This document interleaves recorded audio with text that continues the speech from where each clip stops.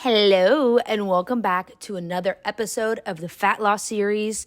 We are in episode 5, and we're going to be recapping what all happened in week 6 of my cut. Let's just jump right in. It needs no other introduction. As you can see, we're moving. So there's a lot of hecticness going on, and that it honestly is going to be reflected in the week that I had. You'll see. So what were my targets for week 6 of my cut? My targets were to strength train 4 times a week. That's pretty easy for me.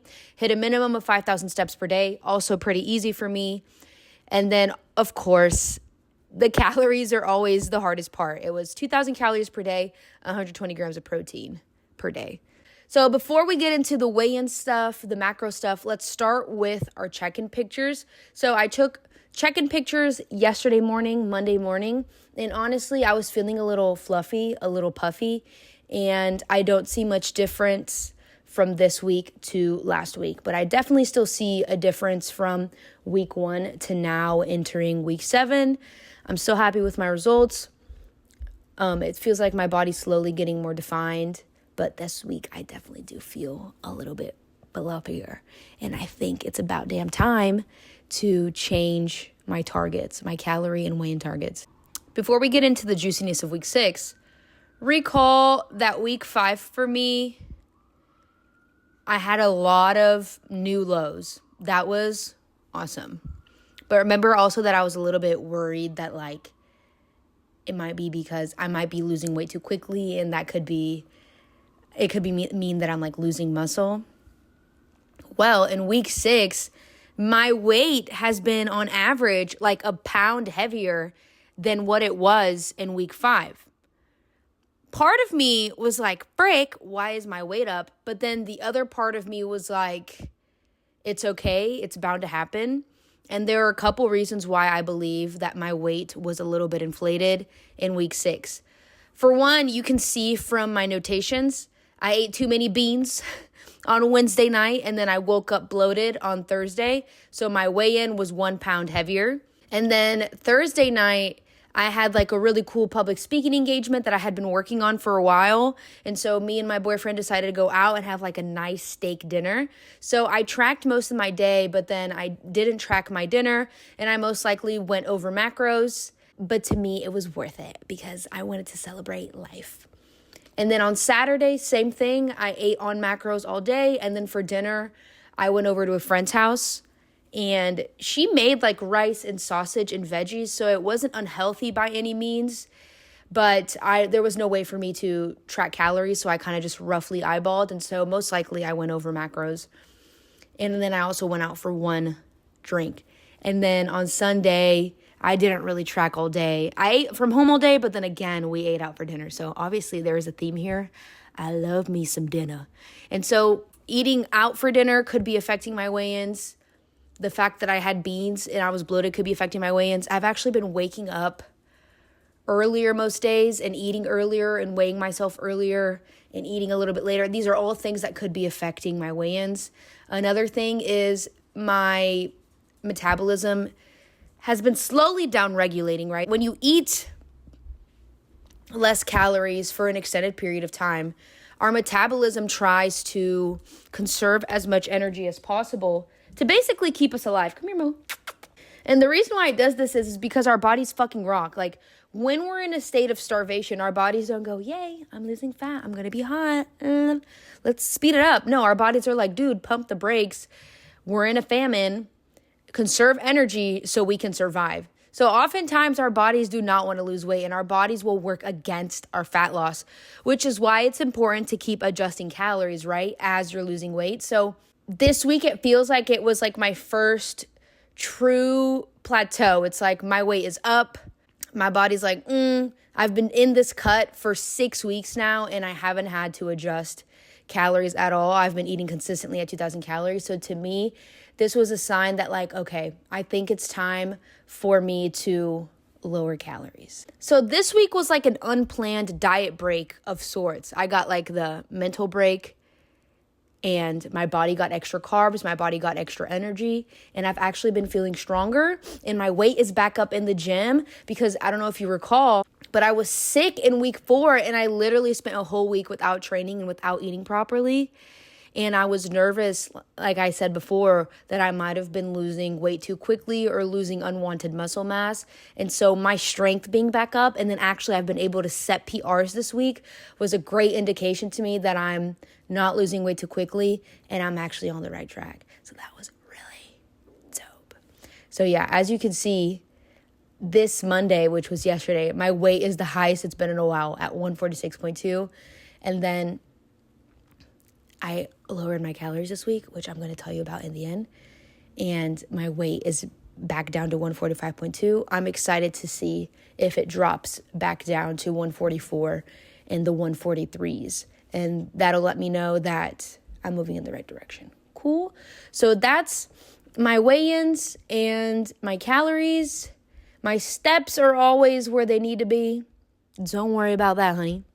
So how is my morale? How am I feeling in this cut?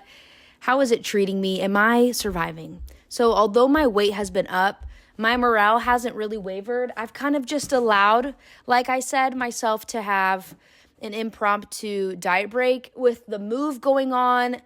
Honestly, I just didn't plan ahead for the hecticness. I didn't prepare, honestly. And so I just kind of took the L, if you will, which really it was a dub because it was probably about time for a diet break anyways, or some refeed of some sort to kind of boost my metabolism a little bit. So I'm not mad about that.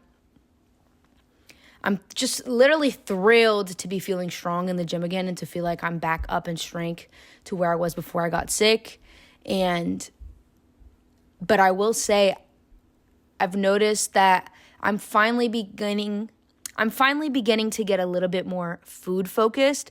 So right now I do get like hunger pangs right before meal times, and I get hunger pangs sometimes before bed, or like basically before a mealtime I'll get hunger pangs. But those don't really bother me. Like in my opinion, it's not feeling hungry that's the problem. At least not like stomach hunger. It's right now, it's my appetite that's getting the best of me. So it's like I'm okay with feeling a little hungry in my stomach. If anything, it's a sign to me that I'm on the right track.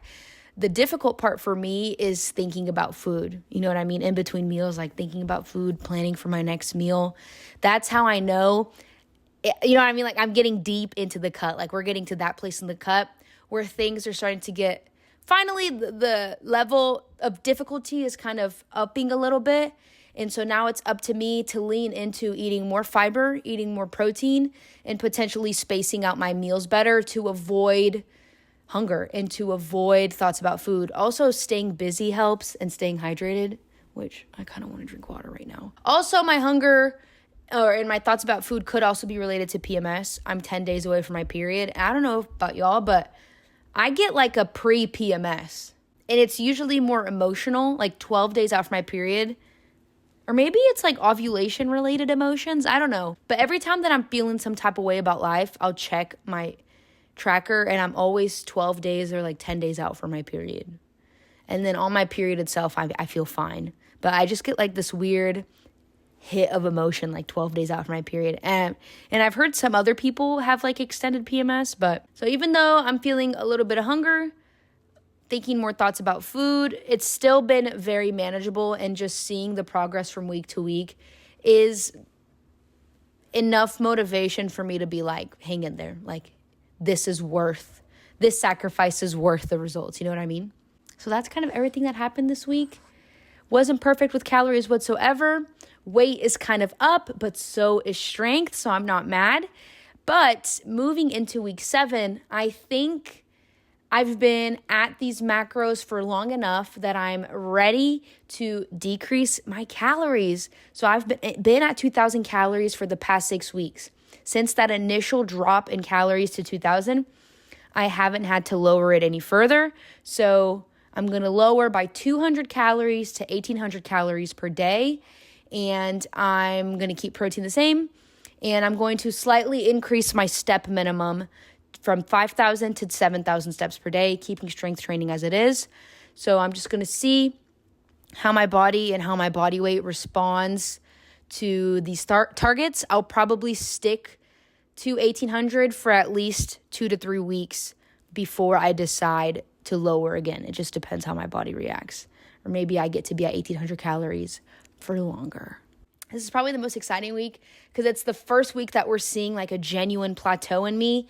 And it's the first week that I'm having to adjust my targets. So, and kind of accept that moving forward, if I want to continue seeing fat loss at the rate that I've been seeing it in, it's probably going to be in my best interest to become a little bit more accurate, a little bit more precise with my tracking. So less free meals, less no tracking days, less eyeballing days, and just being more in the zone, dialing it in. You know what I mean? But yeah. That's all for today. If you like this video, make sure you give it a thumbs up so that I can know to make more videos like this, or share it with a friend that you think might benefit from this information. Subscribe if you're into that, and also ding, ding, ding, click the little notification bell so you never miss another video from me ever again. And I'll catch you in the next video.